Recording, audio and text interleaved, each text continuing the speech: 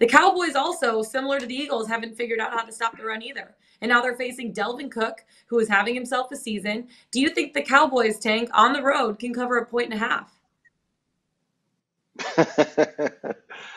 Oh, wow. This game is hard to figure out, actually. This game is hard to figure out as far as who's going to actually win the game and also the total. Because when you look at the way these two teams played last week, you say, oh, easily the over.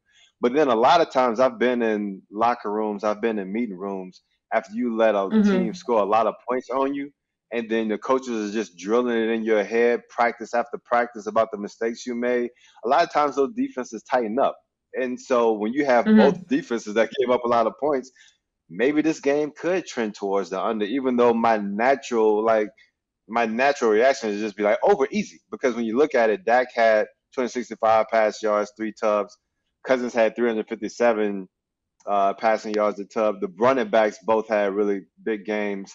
You look at Justin Jefferson. You already talked about the game. He had like CD Lamb balled out as well. And so you look at this from a standpoint to like if these defenses can slow down the offenses last week, what makes you think that they can slow down these other offenses this week just because of the talent you have on both sides? Mm-hmm. So with all that being said, I mean, I can see this going either way. Initially in my notes, I had over, but then I don't know. I think this is something I would just have to kind of sit on and wait till I get a better feel of it. Right now, I probably just kind of stay off of it, Mm-hmm. just knowing that more than likely it's just going to be a good game, whether it's high scoring or lower scoring. Yeah, Jared, I'm coming to you with this one because Dak Prescott, he's looking at a Vikings defense that is 29th in opponent yards per pass attempt. Dak's looking at that and he's like, "Whoo, maybe I could take advantage through the air." Do you think that the Cowboys can bounce back from their loss last week to the Packers? Because they're going to be pissed off coming into this one. Yeah, the market certainly thinks so. Mm-hmm. This game, I would say, has been the most surprising. No, I wouldn't. No, I'll rephrase that. It's been the most like talked about line of the week so far because logic says the Vikings are 8-1. They're winning games in ways that no one could even fathom. Justin Yeah. Jefferson's making plays that's making Odell Beckham look pedestrian, which is really hard to do.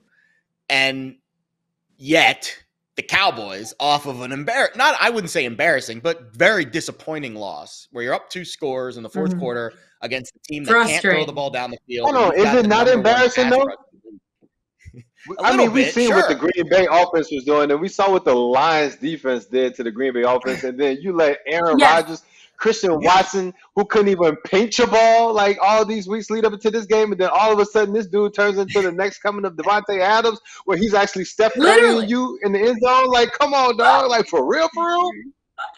I was counting the money like this after that game, Tank, with my Packers 4.5 ticket. 1, 2, 3, 4. It's okay. I was giving it back on the Raiders Colts under, but at least I made a little money on Sunday with that Packers game. But yeah, you absolutely could make the case that it was a very market shifting loss where we view the Dallas. I mean, the Dallas defense is like the Mariano Yeah. Rivera of defenses. They have the two closers on the edge with Lawrence and Parsons. And up to, I mean, talk about a game script working out perfectly for your skill set.